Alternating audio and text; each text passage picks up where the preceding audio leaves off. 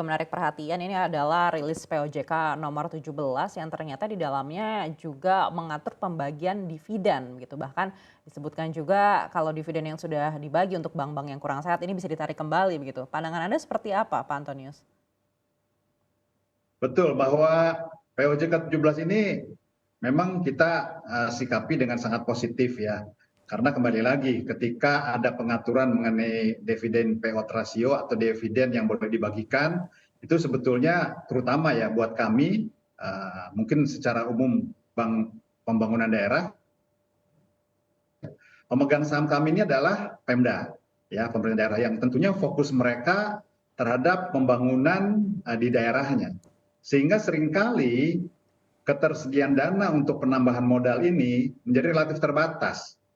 Nah, salah satu bagaimana bank ya bisa memenuhi persyaratan permodalannya atau bisa mempunyai perkuatan permodalannya adalah laba yang ditahan. Jadi laba ditahan ya itu salah satu sumber yang paling utama untuk memberikan perkuatan ya, kepada permodalan terutama BPD ya termasuk bank lain juga. Jadi kalau ada pengaturan mengenai hal ini kami melihat ini sesuatu hal yang positif ya termasuk ya kita pun bisa lebih memberikan proyeksi bahwa dari laba tahun berjalan ini kira-kira yang akan bisa menjadikan laba ditahan ini seberapa banyak ya.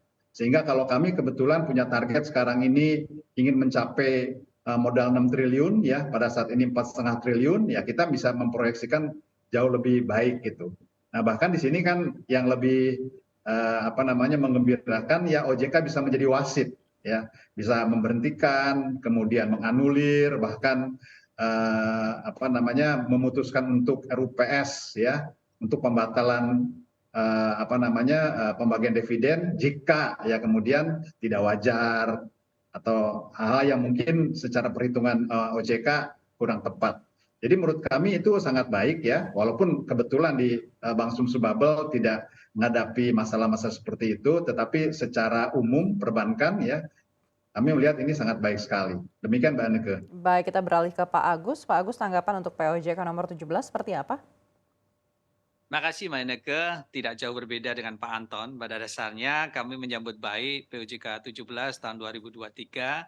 Namun demikian bagi Bank BPD DIY, khususnya bagi pemegang saham di DIY, yaitu Provinsi DIY dan Kabupaten Kota, sebenarnya tidak ada sesuatu hal yang menjadi isu sangat sensitif bagi kami. Karena kami sejak 2017 sudah ada peraturan daerah yang menyatakan masing-masing provinsi kabupaten kota untuk memenuhi modal dasarnya 4 triliun dan perlu kami informasikan dalam perjalanan saat ini modal inti kami di posisi Agustus itu sudah 3,5 triliun. Itu berarti di atas ketentuan tahun 2024 khusus BPD itu harus 3 triliun. Terkait dengan bagaimana pengaturan dividen payout ratio di POJK 17, saya rasa ini juga akan menguatkan kita apabila memang nantinya RUPS bisa melakukan langkah-langkah seperti Pak Anton sampaikan, mempercepat penguatan dari sisi modal. Namun demikian menjadi sesuatu yang baik bagi kami karena landasan hukumnya semakin kuat untuk menyampaikan kami kepada pemegang saham.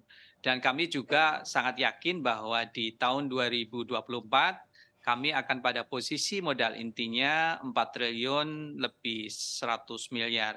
Untuk itu saya rasa POJK 17 ini juga sangat baik, tidak hanya khusus Bank BPD seluruh Indonesia, namun demikian bagi bank-bank di seluruh Indonesia di nasional karena ini juga akan melihat transparansi dari pemegang saham, konsentrasi ataupun fokusnya dan perhatiannya kepada bank yang dimilikinya untuk memperkuat sisi permodalan dalam mengantisipasi risiko ke depan. Demikian Mbak.